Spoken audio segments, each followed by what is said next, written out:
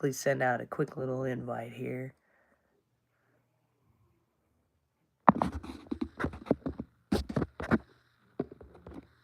Alright.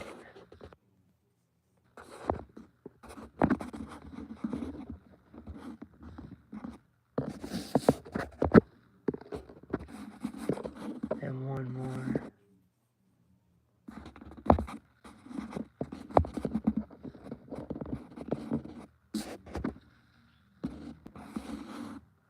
And there we go. We've got some great things to discuss this morning. And we're going to go and kind of basically go off of what we discussed yesterday and add on to it and how to make it more practical today. So, grand risings and welcome. It doesn't matter what time it is, whether it's afternoon or evening. So if it's the afternoon, good afternoon. If it's evening, good evening. Don't matter. Time is it's the construct. The reality is, what's more important is that you've come here for a reason, and it's because you've remembered there's a better way in doing life than how you've been doing it, and you're looking to be more grounded and centered in your existence. And so this is what we're gonna go on today. So remember, we are sitting here and remembering as I am that I am. And the other time yesterday we spoke about the illusion of division, right? And how you were never truly split, only taught to see in fragments. Morning, American Stoner. But today we're going to go even further than that. Today, because insight without embodiment actually changes nothing. So that's the thing. It's like, it's one thing to know it, but it's a whole other game when we take it into embodiment, and that starts to change things. Recognizing embodiment is very important. And the real test of whether you've seen through division is when you come face to face with this. Is how you respond when the world turns against your image. When people speak about you. When you are even misunderstood. When your name exists in conversations you're not even part of. And of course, when they're creating illusions that don't even exist about you. And this is where philosophy becomes practice. This is where spirituality is either real or performance. This is where whether you have grounded yourself or you're not, or you recognize that you are what you are. I am that I am, that's what I speak of. I mean, let's start with something simple. Everyone in a room, anyone anywhere right now in this world, in this existence, anyone here watching this right now has experienced gossip in their life in some way, shape, or form, right? Am I correct? American Stoner, I know you have. We've all gone through it. People say all kinds of crazy things, and then we believe them, and that's the sad thing. But someone said something about you, and it wasn't accurate. I know you've gone through it. We all have. Or wasn't even complete. Or was completely false. Completely false. And what happened inside of you? Your body reacted, right? How many of you had those moments? All of a sudden you hear this comment and you're like, wait, that's not fucking me, man.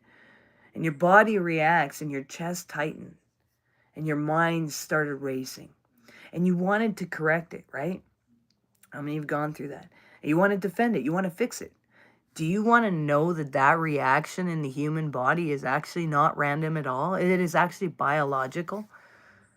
The brain perceives social rejection the same way it perceives physical danger. Neuroscience shows that the anterior, cingulate cortex, the same region activated during physical pain. So even when you're being injured, even when you're having something done to you in a physical way, it lights up when your social identity is threatened the exact same way. It's like you're being beaten. That's why, you see in the ancient writings, it talks about to watch our tongue. Because our words are powerful. So when someone talks about you, your system reacts as if you are under attack. And this is important to understand. Because if you don't see this clearly, you will think your reaction is truth. But it's not truth. It's conditioning.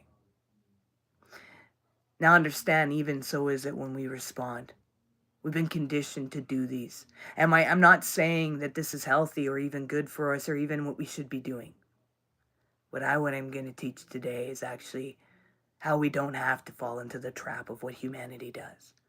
And I also want to put it out there to those ones that actually do gossip and do target people and do speak about them. Yes, I love for you because we are one union. But understand what we do to another, we do to ourselves. But also understand this. Here's something I firmly believe. And I one day hope that our world would see it too. Because I know others would agree. But I start to believe that we should be responsible for the things that we speak of our tongues and how they affect others, because we have science that proves that it affects the human body the exact same way as if they were being physically beaten. And so here's my thing. If your words target someone to the point that they take their own life, I think you should be held responsible, because it scientifically shows, proven fact, it responsibly and scientifically factly shows that the human body reacts exactly the same. So if it reacts the same, and it takes that person, the words take them to the actual beating in their own physical self to the point that they take themselves to that level, understand that. Their brain is going to that. It believes it's hit that place. Isn't that crazy? A piece of science that maybe we ignore. But here, let's get back to this. Let's get back to those of us that need to not only learn to hold our tongues and react to those that are gossiping about you, but also those that are doing the gossip. Need to recognize what our tongues are doing, not only to others, but to ourselves. See, because when you don't see this clearly, you will think your reactions is truth. But it's not truth. It's conditioning. See, that's the thing. We have to learn a better way. And here's what's going to help you learn. Now, psychology adds another layer. There is something called the narrative self. The identity you carry is not fixed. It is a story. A story built from memory, interpretation, and social feedback. So when someone challenges that story, you feel like you are being attacked. But what is actually being challenged? Not your essence. Hey, how's it going, Jace?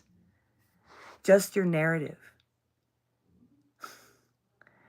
And here is where the illusion of division comes in. See, you begin to split yourself into two. Who you believe you are and who others think you are. And when you spend your energy trying to manage both, that is the trap. And let me give you a story. There's this person, okay? And they've been building something meaningful. They were teaching, creating, showing up consistently, doing everything they're meant to do consistently. And then they grew. And people all of a sudden started talking about them because they started growing. They started looking for things to do their projects on. Like they were looking for property. They're looking for things. They're looking to create. They even had abilities to do this. And as they grew, people started to talk more. But instead of talking in a positive way, they were making up things. There were some, though, that were supporting this person, and some were questioning what they were doing. And some were misunderstanding them. Some projected onto them. And at first, this person tried to respond to everything. They tried to explain themselves and clarify their intentions and defend their name. But the more they spoke, they realized the more noise grew, because every response only fed the system that was already at hand.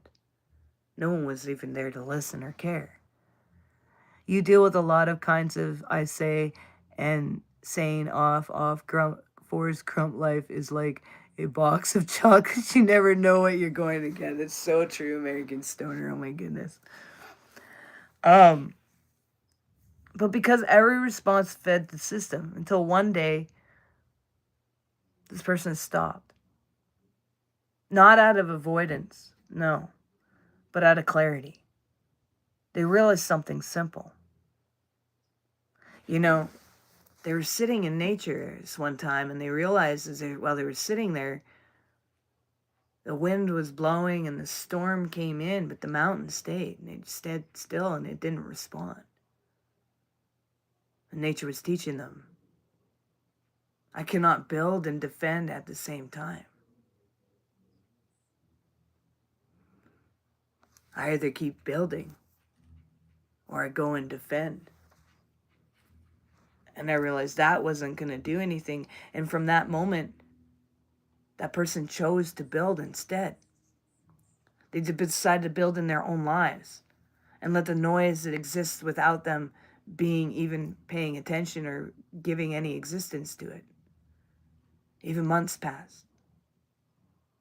And something interesting happened. The noise started to fade. Not because the person controlled it, but because they outlasted it. And this is a law you see everywhere in nature. See, that's why I tell you guys, hey, how's it going? That's why I tell you guys what I love about nature is that it's so solid. It's grounded, and it speaks of life. If we pay attention, it's where the existence of God is so live and vibrant and hasn't been forgotten. It hasn't forgotten itself. And you see everything in nature. Storms get loud, but they pass. But the mountain does not argue with that storm. It stands guarded and it just does its thing. And the trees move with it, and yet the trees and the life on the mountain continues to grow. It remains. Truth is like the mountain. Gossip is like the storm. One temporary, the other is stable. The problem is most people try to become the storm. Reactive, loud, defensive. Instead of becoming the mountain, grounded, still, unmoved. Now let's bring this into philosophy, but before we get that, let me tell you even a story of my own personal life. I spent many years I was in religion before everybody. And Mother Nature is angry. We are destroying Mother. We have been destroying a lot of things in life. And part of living in this life would change that. But let me get into this, what we are actually discussing today. So one of the things that I went through years, and I mean, I even lost jobs over this. I even had this person go as far as coming to places to let them try to see that I'm a liar, that I don't have any truth to speak, and da-da-da-da-da. And they did it for years. And it was in the religious establishment. And the thing is, why it even started, why they even decided to make me a target is because they had already been doing things that were not at all okay. And I had tried to tell them. But because they were such a big person, major organization, major leaders, no one would listen. To the point I got to the place I would go silent, to the point I would even take on the accusations and make them believe that I believed that they were right.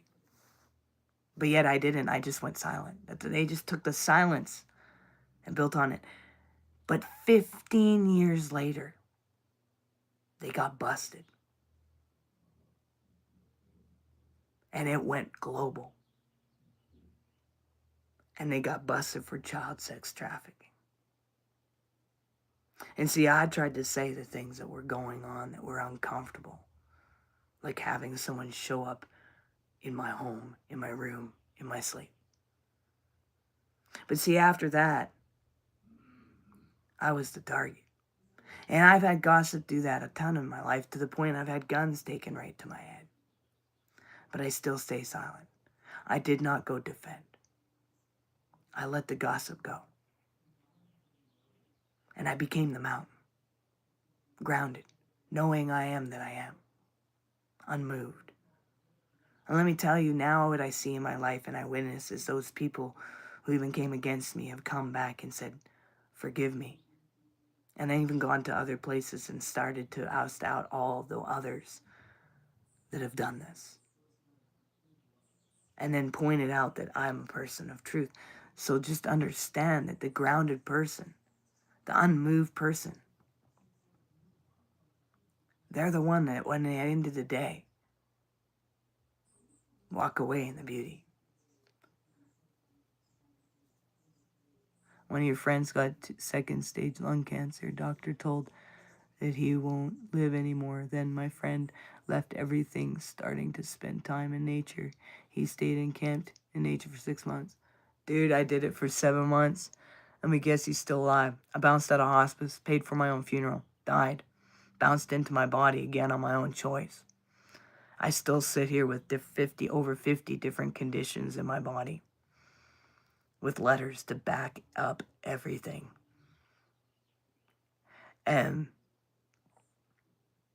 nature, natural. I shouldn't be here. I technically, literally am sitting here before you, and I shouldn't be able to. I'm supposed to be paralyzed from the neck down.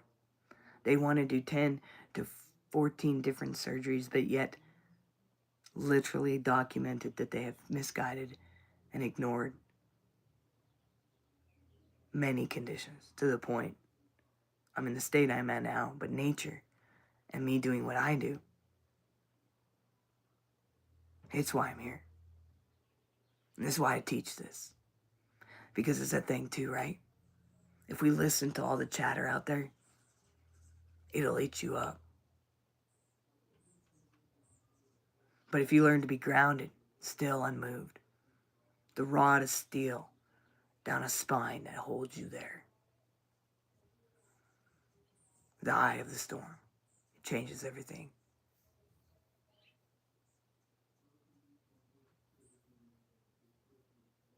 Nature does heal. It's so true. So let's bring this philosophy, because the Stoics were wise. And the Stoics understood this deeply. Epictetus said, if someone speaks badly of you, do not defend yourself against the accusations, but answer, he was ignorant of my other faults, else he would not have mentioned these alone. What is he pointing to? Do you know what he means? Freedom from image. Freedom from the need to control perception. Because the moment your peace depends on what others say, you are no longer free. You're just a slave. It means when they're all gone, you don't even know how to be happy. And that's sad. See, that's not freedom. Now let's go deeper. The agnostic truth is a monad, the source, does not have a reputation. It does not exist in the opinion of others, and it simply is. Whole, undivided, but the moment consciousness unidentifies with form, with identity, with personality, it enters fragmentation. And now it seeks validation, approval, and recognition. And that is what the ancient teachings warned us about. Not as morality, but as a misidentification. You know, you forgot what you are, and you started protecting what you are not. Now let's bring this into your life. When gossip appears, you have 3 choices: react, suppress, or transform. Most people react, and some suppress. Very few transform. Transformation looks like this. You hear what is said. And instead of asking, how do I stop this? Yes, American Stoner has been here since I started this. He's watched all of it, and he knows. He's been there. He actually knows I did die. It's no joke. So how do I stop this? You ask, is there anything here that belongs to me? And this is radically responsible, not because everything said is true, but because your growth is always yours. Let me give you your reliable example. Someone says, you're inconsistent. Now, maybe you're wrong. They're wrong. Maybe they're projecting. But instead of dismissing it immediately, pause. Look at it. Go. I got a messed up hip, so I got to move this properly. It hurts. So, and is there any area of your life where that is true, even if it's 5%. If yes, take it, refine it quietly. Don't tell them. Don't even let them know you're processing this. Don't even let them know you gave them a moment, because you're not. What you're doing is giving yourself a moment. If any of it is true, and without announcing it, without performance, this is power. Now go on your own. Now, if it is not true, then just release it all completely. It doesn't even matter, and throw it aside. It don't even exist, and burn it up. Do not carry what is not yours. That is correct. Happiness is within ourselves. That's why I say I am that I am. Because carrying false narratives is still attachment. And attachment is still division. Let's go deeper. You cannot control what people say. You cannot control how they interpret you. You cannot control how they twist your words. This is not permission, this is clarity. And once you fully accept this, something shifts. Energy returns to you. Because now you stop investing in the uncontrollable and start mastering what is actually yours. Your response. This is where psychology and philosophy meet. Your response is your identity in motion. Not what people say about you, but how you show up regardless. And this is where discipline comes in. Real discipline is not forcing behavior. It is maintaining alignment under pressure. It's choosing silence when your ego wants to defend. Choosing stillness when your emotions want to react. Choosing truth when your lies are louder. And this is strength. And now let's bring in something practical. Pay attention to who you give your energy to. Not everyone deserves access to you. Watch action, not words. Let consistency reveal character. Once you control your mind, you can achieve anything 100%. Not words. Let consistency reveal character. In nature, a tree does not give fruit to everything. It grows. And what is aligned receives. What is not falls away. And you need the same discernment, not judgment, discernment. And this is where your early, where if you guys watched my earlier teaching, where unity does not mean lack of clarity. You know, it was where I talked about it means clear seeing without division. Right? So yesterday's teaching, I talked about that. So you can open and discern, you can be open and discerning, loving and structured, present and protected all at the same time. And not as two forces, but as one intelligence. And this is what I have written in my books. And I point to this in my books. I point that clarity without love becomes harsh. And love without clarity becomes weak. But together, they become truth in motion. Now let's address something directly. You will be misunderstood. It is guaranteed, even if you speak clearly. Even if your intentions are pure. Even if your actions are aligned. People will still project. Okay? Because they are not seeing you. They are seeing through their conditions and their conditioning. So stop expecting to be fully seen. That expectation is the source of your frustration. You're trying to be seen by a world that is not going to see you. And your job is never to be understood. Your job is to be aligned. And there is a big difference. Now here's the deeper practice is build your tolerance for being misunderstood. Just like you train your body, you train your nervous system. And when discomfort arises, stay present. Do not react immediately. Let the sensation move through you over time. Your capacity expands. And what used to trigger you no longer has control over you at all. And this is rewiring. This is neuroscience in action. See, you are literally training your brain to respond differently. And over time, you become stable, grounded, clear. Not because the world changed, but because you did. And then something powerful happens. You stop trying to be clear. You stop trying to clear your name even, and you just start building your life. You just stop managing perception, and you start creating reality, and go after what you're desiring, what you're trying to create, and you stop chasing validation, and you start living the truth of who you are. And truth does not rush. It does not even need to argue. It does not have a need to defend. It reveals itself over time. So let people talk. Let them misunderstand. Let them all freaking walk away too. Let them project, and you stay focused. You stay grounded. You stay aligned. And let that noise, because eventually the noise fades away. And what remains is what was always real. And this is the return. Not to an idea, but to a way of being undivided, unmoved, clear, present, whole. Yeah. And that's what matters.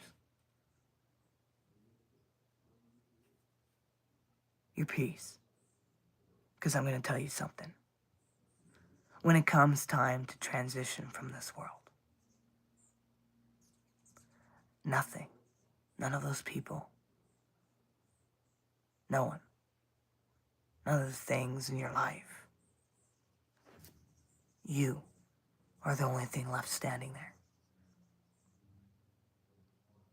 And that being is much better to walk through the veil in peace than to worry about the world outside of us. Because let me tell you, when we work on the world inside of us, it transforms the lives around us without us even doing a thing. Peace and love. We'll see you guys Monday, all right? Take care. Go think this weekend. Remember who you are.